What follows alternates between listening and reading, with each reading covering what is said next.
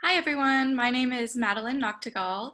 I am a senior natural sciences major. I am from Lawrence, Kansas, and I am on the pre-med track, so I'm planning to go to medical school after about a year. I'm taking a gap year, and I was a Eureka Award recipient over the summer, and my project is entitled An Examination of Mastery Motivation and Attachment Style in Preschool Age Children.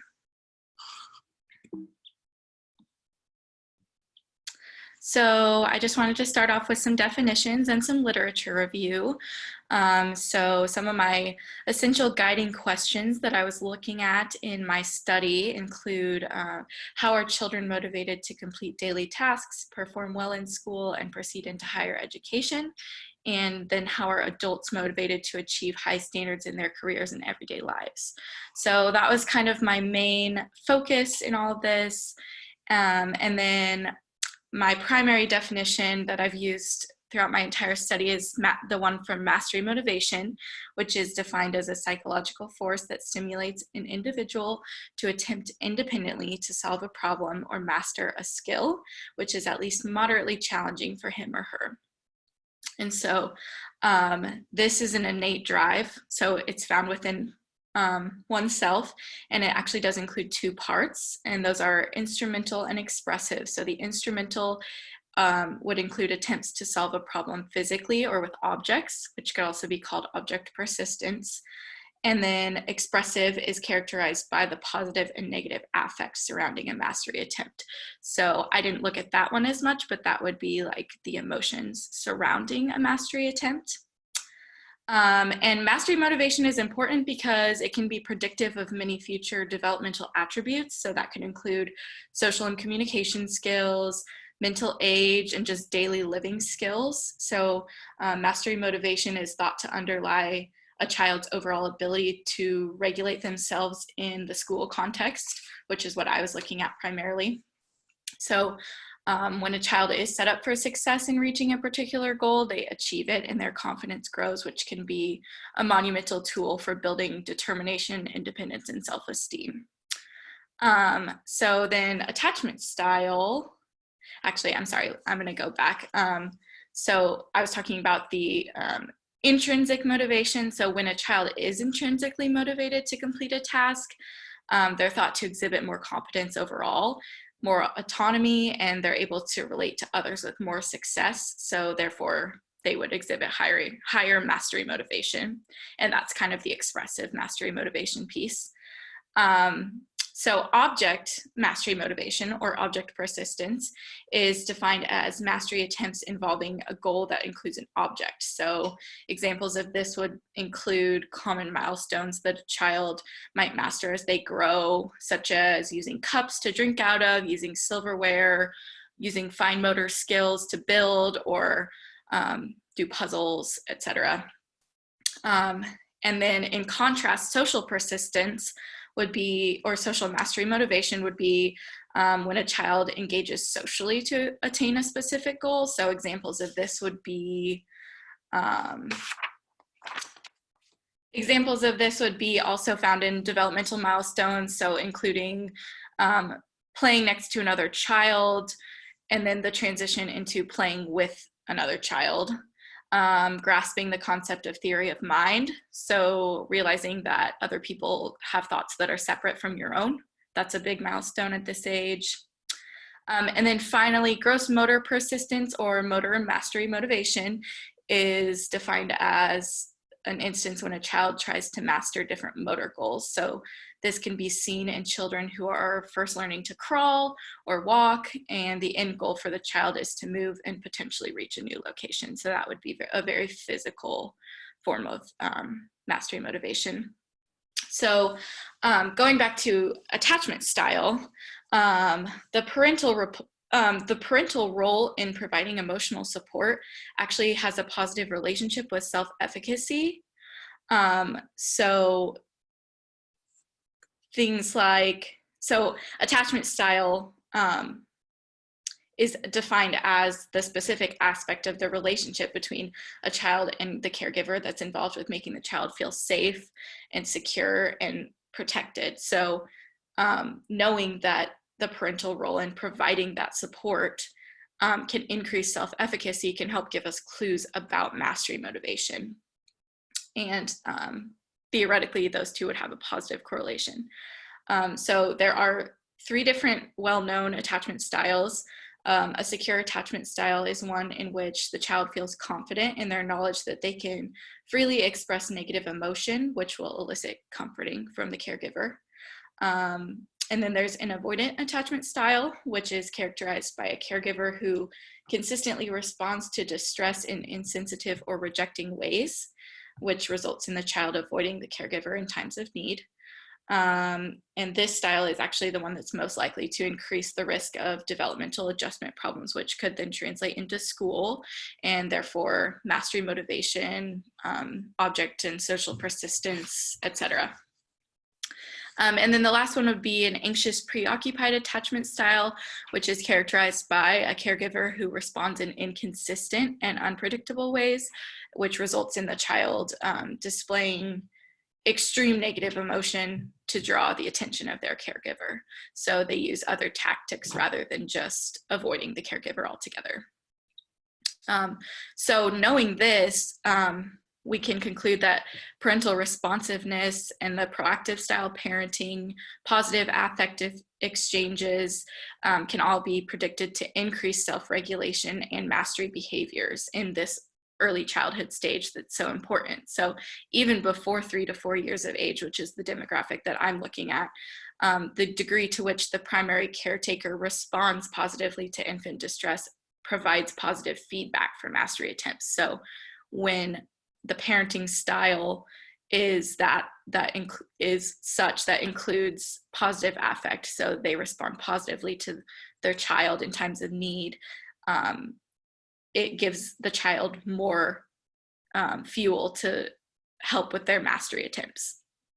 And then also in preschool age children, parenting style is correlated with school readiness, and mastery motivation is the key moderator in that relationship. So in a study done by Sparks et al., it was found that there was a negative correlation between maternal total stress and object persistence, gross motor persistence, and mastery pleasure, and that was at just 18 months of age. So a little bit younger than the demographic I'm looking at primarily, but that shows that as maternal stress goes down, a child's object persistence and mastery pleasure actually goes up. So lower maternal stress would theoretically correlate into a more secure attachment style. So concluding all of that, the caregiver acts as the foundation that the child uses, and they become braver and venture out to perform more mastery attempts. And so teachers can also play a very similar role in a child's life. And the reason that I picked the 3 to 4 age specifically is because this is the age where children are really expanding their self-awareness and their standards, and as well as their ability to self-evaluate. So it's really important to mastery motivation studies in particular, because it's a shift from children just wanting to accomplish different tasks to them actually becoming interested in doing well in such tasks and mastering them. And so that is the basis for what I was looking at in my study. So methods. The most important method to start out with was my IRB, which is the Institutional Review Board. And this is the board at Bethel that approves any sort of experiment with human participants. And so this was a channel that I needed to complete before I could start collecting data. And it's just an application process, and they let you know if you're approved or not. And so once I was approved, I was in contact with different preschool directors in both Newton, Kansas and Lawrence, Kansas, and it was all electronic communication. And I sent out my informed consent, which the parent was required to sign before they completed the surveys, and then there were 2 different surveys. So the child-parent relationship scale, and then the preschool motivation, which was also known as the Dimensions of Mastery questionnaire. And each of those were a Likert scale, so it was ranked 1 to 5, and 1 being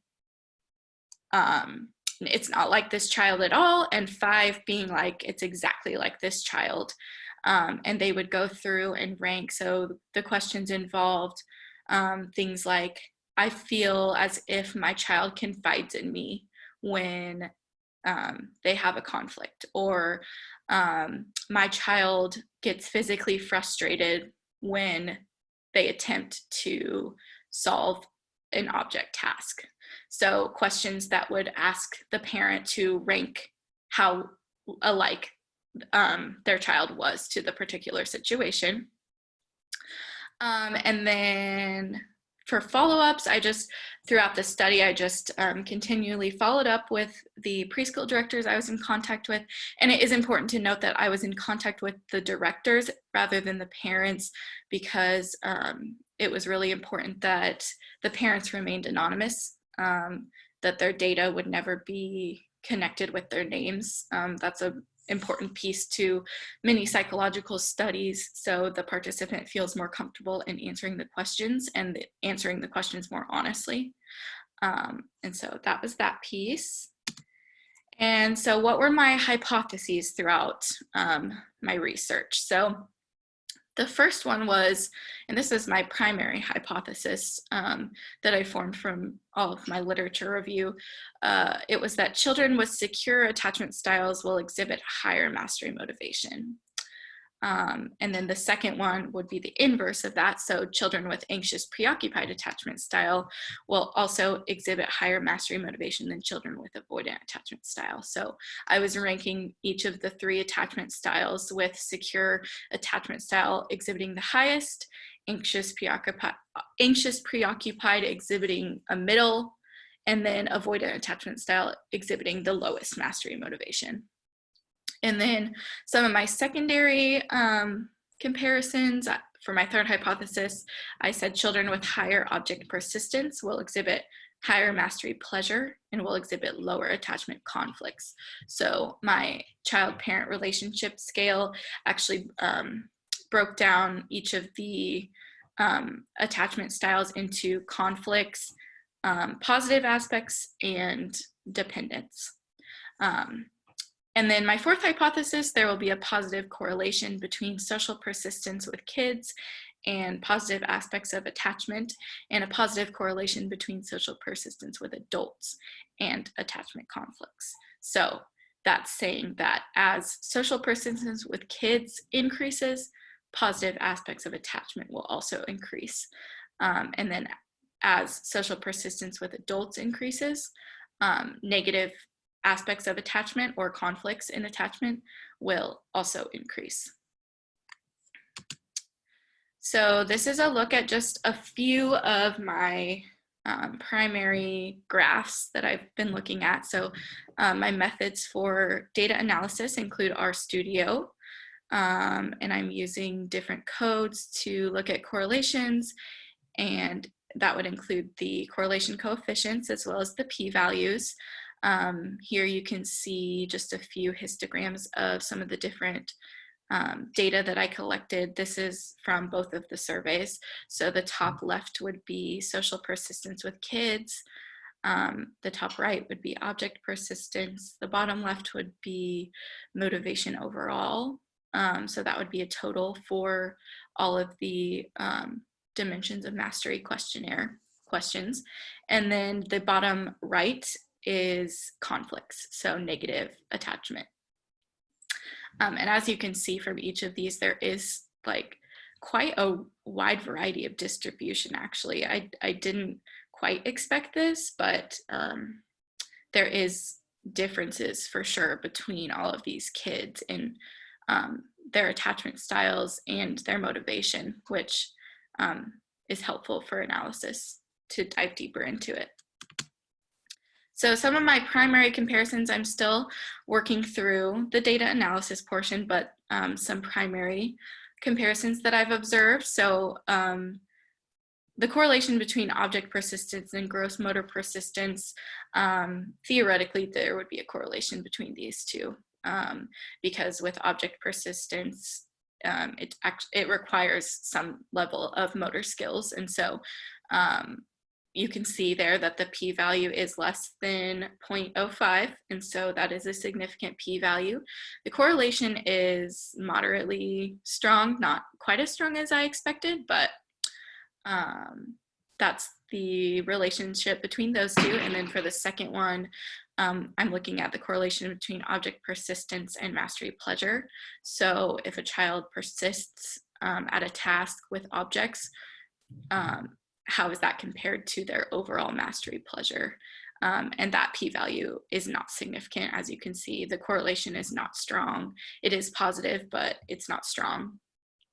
And then the third correlation I was looking at was more of the expressive mastery motivation that I was talking about, so more of the emotional side. And that is the correlation between social persistence with adults and attachment conflicts. So as you can see, it is a negative correlation. So as social persistence with adults goes down, attachment conflicts goes up, and vice versa. So the p-value is significant also, as you can see, just barely though.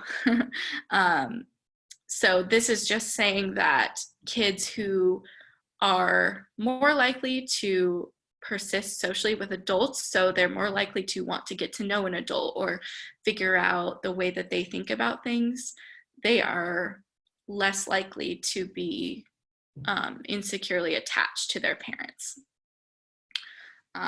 So the two are inversely related. And then the last one, correlation between object persistence and attachment conflicts. So this is actually a negative correlation, as you can see. So as a child's object persistence goes up, their negative attachment conflicts goes down, but it's not very strong, and the p-value is not significant. So we can't necessarily say that there's a correlation between those two, but I did think it was interesting that it was slightly negative. And like I said, I'm still analyzing data, and I'm sure that I will have a lot more results after I've had some time to work with it, but these are just some of the primary comparisons that I've made. So limitations and future studies. A couple important limitations. The beginning of this study, I was planning to observe the children in person as they worked through an object persistence task. But obviously with COVID, that was not an option. So I had to use surveys. And I'm looking at the second bullet point. So attachment style had to be reported by the parents rather than being able to observe the child and maybe see how they interacted in their persistence task. And then the first one, mastery motivation, could vary in domains of behavior. So a very simple limitation could be that the child is just simply not as interested in one task over the other. So you might have a child that enjoys reading or watching TV rather than doing puzzles or playing board games and things like that. So it could just be that the child doesn't want to persist at a certain object task, or they don't want to persist socially because they're just not interested. And that's very possible for this age range and this type of analysis. And then a future study would be an interventional study. So actually sitting the child down before they do like an object persistence task and reminding them of their intrinsic ability and kind of building their confidence, and then seeing how that would translate into how well they did on the task or how long they persisted would be really interesting. And I would definitely like to do my original study plan in actually observing the children. That was kind of an unforeseen consequence of COVID. I think that I would have gotten really interesting data from that as well. So that would definitely be a future study that I would look into, as well as just replication studies. which are always important for psychological experiments, or any experiment really, that they can be replicated. So any sort of replication, maybe with a study that involves social referencing, for example. So when a child is given an object persistence task, they might look to a teacher or another child for support in the task. And so I think that would be really interesting to observe as well. And I just want to say thank you to my advisor, Dr. Brad Celestin. He's been amazing in answering all of my questions. I want to say thank you to Dr. Rachel Messer, who is no longer at Bethel, but she inspired my study with her research in her undergraduate. And then I'd also like to say thank you again to the Eureka Committee for supporting my project and believing in me, as well as just my friends and family for supporting me throughout my research and being there. So thank you.